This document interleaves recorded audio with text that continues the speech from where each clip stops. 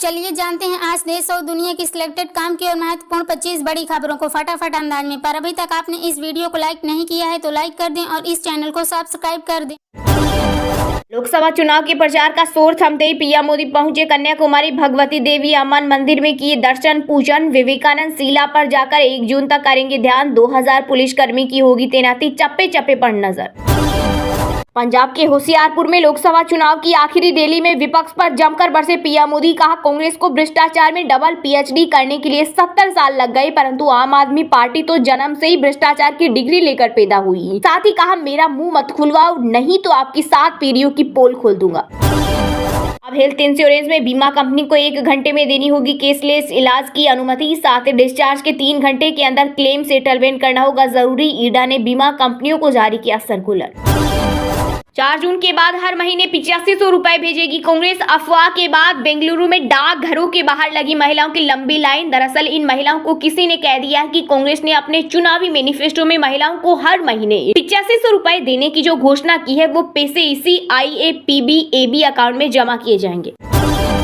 लोकसभा चुनाव के 7वें चरण के मतदान के बाद 1 जून को दिल्ली में होगी इंडिया ब्लू की अहम बैठक। इसमें गठबंधन के नेता चुनाव के नतीजों को लेकर करेंगे समीक्षा। वहीं कांग्रेस नेता जयराम रमेश बोले, अगले 48 घंटे में तय होगा इंडिया का प्रधानमंत्री। गठबंधन की जो पार्टी सबसे ज्यादा सीटें जीतेगी वही बनाएगी सरकार। जम्मू के अखनूर में हुआ बड़ा हादसा। श्रद्धालुओं से भरी बस 150 फीट गहरी खाई में गिरी। 22 लोगों की मौत और 69 घायल।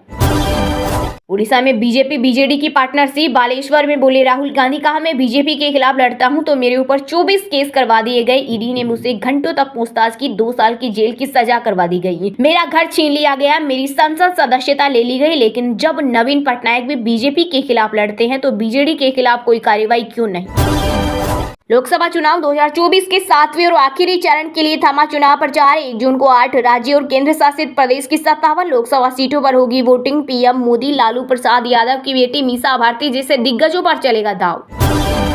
सोने चांदी की कीमत में आई गिरावट। IBJ के अनुसार 10 ग्राम 24 कैरेट सोना 423 रुपए सस्ता होकर 71,990 रुपए पर आ गया। वहीं चांदी की बात करें तो 1 किलो चांदी 1438 रुपए सस्ती होकर 52,680 रुपए प्रति किलोग्राम में बिक रही। इटली में लग्जरी क्रूज पर अलग अंदाज में हो रहा अनंत अंबानी और राधिका मर्चेंट का दूसरा प्री वेडिंग सेलिब्रेशन। जमकर मस्ती कर रहे गेस्ट। 12 जुलाई को हिंदू रीति रिवाज के साथ मुंबई में होगी शादी। जियो वर्ल्ड सेंटर में 3 दिन चलेगी रस्में। 14 जुलाई को रिसेप्शन। सामने आया शादी का कार्ड। भारत और पाकिस्तान के बीच 9 जून को होने वाले T20 मैच पर आतंकी खतरा। IS ने ली लोन वुल्फ अटैक की धमकी। न्यूयॉर्क में जमीन से हवा तक बढ़ाई गई सुरक्षा। वहीं सूर्य कुमार यादव बने लगातार दूसरी साल T20 cricketer of the year. Delhi शराब नीति केस में अंतरिम जमानत की अवधि बढ़ाने को लेकर सुप्रीम कोर्ट से झटके के बाद निचली अदालत पहुंचे सीएम केजरीवाल। 1 जून को होगी मामले पर सुनवाई। कोर्ट ने ईडी को जारी किया नोटिस। वहीं मनीष सिसोदिया को कोर्ट से फिर लगा झटका। शराब नीति मामले में 6 जुलाई तक बढ़ी न्यायिक हिरासत। भीषण गर्मी के बीच दिल्ली में भारी जल संकट। यमुना का जलस्तर घटने से बड़ी मुसीबत। जरूरत 2 टैंकर की भेजा जा रहा एक और वो भी आधा। वहीं पानी की किल्लत पर केजरीवाल सरकार ने बुलाई आपात बैठक। राष्ट्रीय राजधानी दिल्ली में स्वास्थ्य सेवाओं के नाम पर लोगों के जीवन से हो रहा खिलवाड़। बिना रजिस्ट्रेशन के चल रहे नर्सिंग होम। इसमें 340 नर्सिंग ऐसे हैं जिनका लाइसेंस मार्च 2020 से मार्च 2024 खत्म हो चुका है। बीजेपी वाले संविधान को बदलने के लिए दे रहे 400 पार का नारा। दिल्ली के सीएम अरविंद केजरीवाल बोले, भाजपा को 400 सीटें ही क्यों चाहिए, 300 से भी काम चल जाएगा। लेकिन अब इनकी चोरी पकड़ी गई तो बोल रहे हैं कि वो संविधान को नहीं बदलेंगे।